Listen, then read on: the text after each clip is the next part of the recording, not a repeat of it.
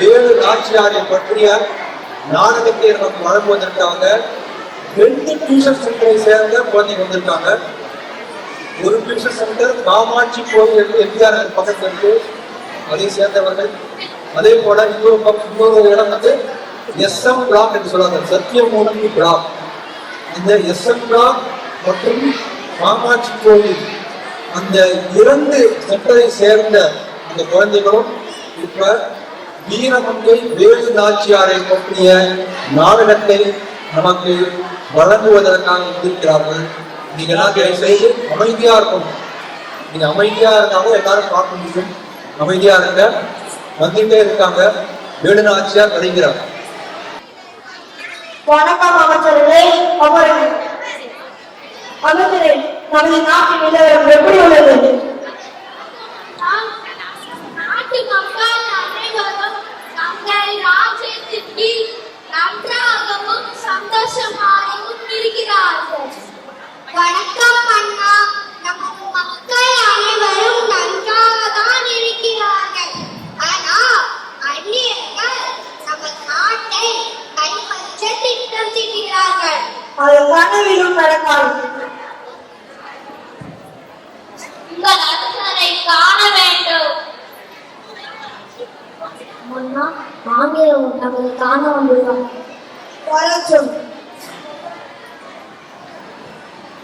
ராஜ்யத்தை எங்கள் கம்பெனிக்கு கொண்டு வந்து விட்டோம்.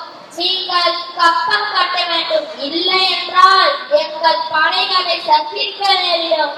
என்னது, உங்களுக்கு நான் கப்பம் கட்ட வேண்டுமா? அது கனவிலும் நடக்காது. வெளியேற்றும். காட்சி 2. முத்துவடுகநாதர் ஆற்காடு நவாபுக்கு கப்பம் கட்டவும் இல்லை, கம்பெனியோரை மதிக்கவும் இல்லை. இது நவாபையும் கம்பெனியோரையும் பெரு கோபத்தை தள்ளியது. அதனால் வடுகநாதன் வழிபாட்டுக்காக காளையர் கோயில் சென்ற போது அவன் எதிர்பாராத நேரத்தில் தாக்கி கொள்ள வேண்டும் என்று திட்டம் தீட்டினான் நவாப். அதை செயல்படுத்தினான் ஆங்கிலேயர். செய்தி அறிந்த வேலுநாச்சி துடி துடித்தாள், வெகுண்டு எழுந்தாள். தன் கணவனின் உடலை பார்த்து அங்கேயே சபதம் போட்டாள்.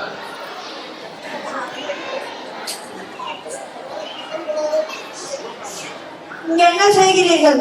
இந்த கற்பனைக்கு வராத உன்னையும் உன் நாட்டையும் அழிக்காமல் விட மாட்டேன். என்னது, என்னை கொல்ல போகிறாயா? பார்ப்போம்.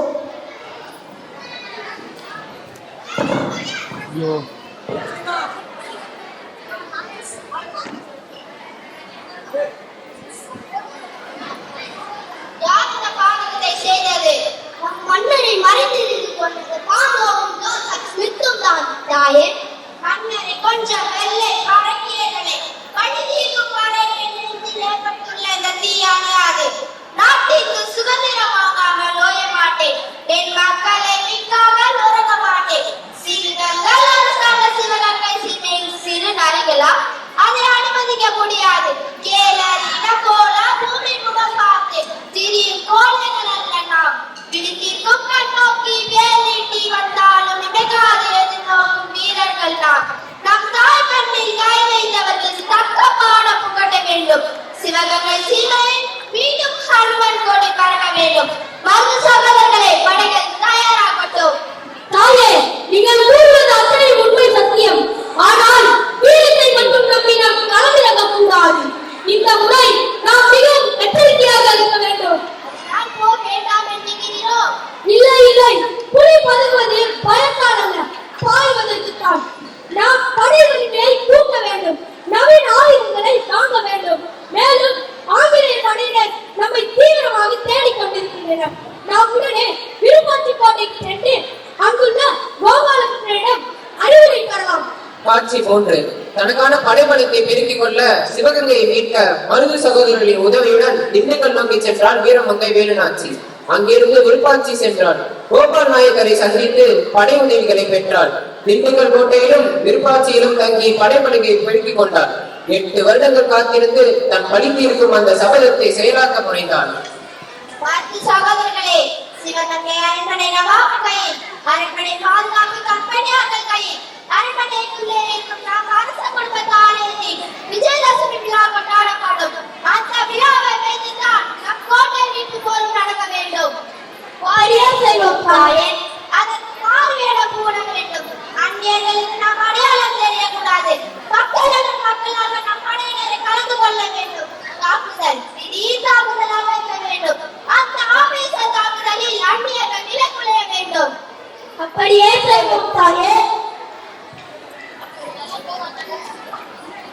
காட்சி 4. வேலுநாச்சியின் திட்டம் அழகாக கை கொடுத்தது. அவள் மாநிலத்தில் இருந்தாலும் வேலுநாச்சியை ஒருத்தி அடையாளம் கண்டு கொண்டாள். அவள் பெயர் உடையாள். அவள் உண்மையில் தெய்வம் போன்றவள், தெய்வம் ஆனவள். அவள் மூலமே வேலுநாச்சி சிவகங்கை மக்களின் நம்பிக்கை முழுதாய் பெற்றாள். அந்த பெண்ணை வீட்டு வழியே சென்று வேலுநாச்சி தாகத்தால் தவிக்க தண்ணீர் கேட்டாள். வந்தவர் தங்கள் ராணியே என்பதை உணர்ந்தால் உடையாள். தான் இருந்த செய்திகளை ரகசியமாக பகிர்ந்து கொண்டாள்.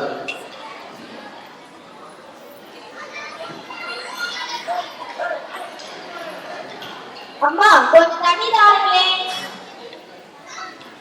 வேலுநாச்சியார்களே, என்னை எப்படி அடையாளம் கண்டு கொண்டாய்? உனது பெயர் என்ன? எனது பெயர் உடையாள். உடையாளே, நம் நாட்டு மக்கள் எப்படி உள்ளார்கள்? நமது நாட்டு மக்கள் அனைவருக்கும் நிம்மதியாக தான் இருக்கிறார்கள். ஆனால் அந்நியர்கள் நம் மக்களை கஷ்டப்படுத்துகிறார்கள். கவலைப்படாதே, நமது நாட்டில் சுதந்திரமாக தான் செல்கிறேன். நம் நாட்டில் இருந்து அந்நியர்களை விரட்டி அடிப்பேன். சரி தாயே. உடையாளே, என்னை கண்ணன் பார்க்க தேடுகிறான். நான் சொல்லாதே, என் திட்டம் ரகசியம். என் உயிரே போனாலும் நான் சொல்ல மாட்டேன் ராணி.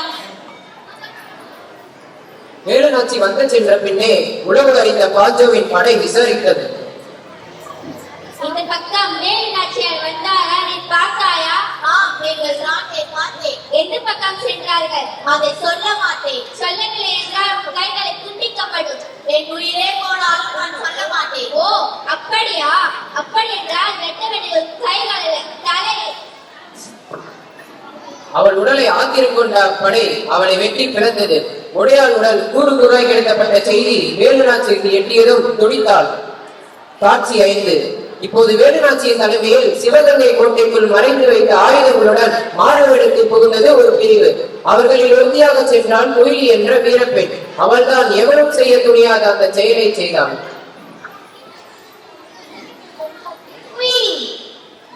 தாயே, நீதான் ஆங்கிலேயர்களுக்கு நெருப்பாடி இருப்பார்.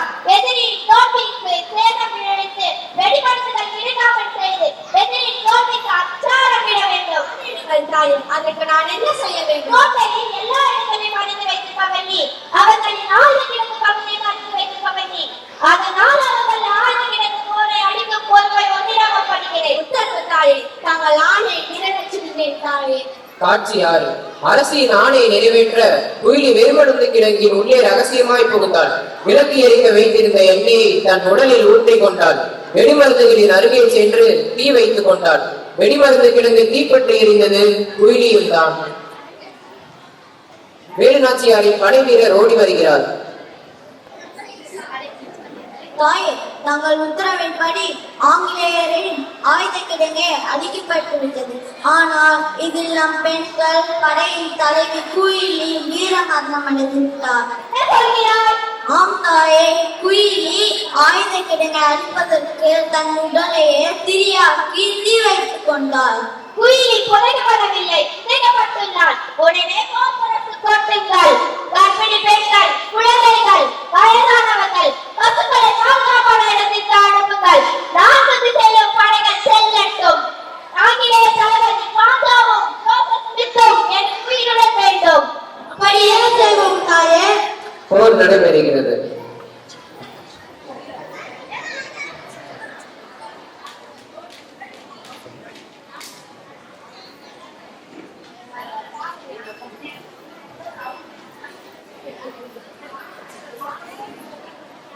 தாயே, பாஞ்சாவும் ஜோசப் ஸ்மித்தையும் பிடித்து விட்டோம். கொண்டு வரப்படாதவர்களை.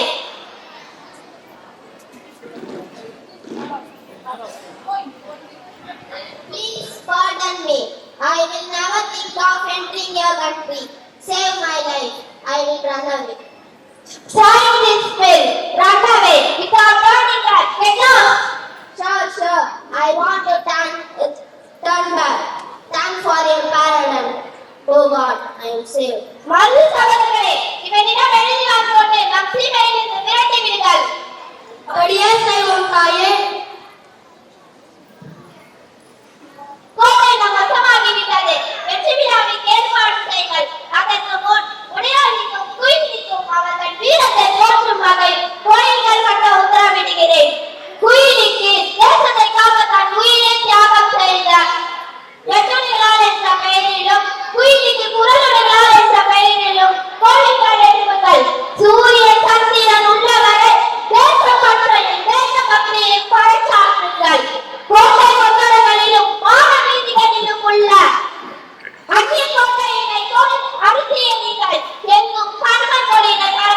செய்யுங்கள்.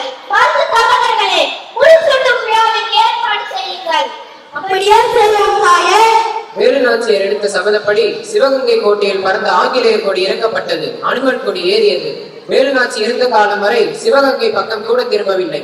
அவள் உருவாக்கிய வீர உணர்வும் மகன்களை போல் வளர்த்த மருது சகோதரர்களும் எனும் வீர செல்வம் தான் 1801 நிகழ்ந்த தென்னிந்திய சுதந்திர போருக்கு உரமாயிற்று. வெற்றிவேல்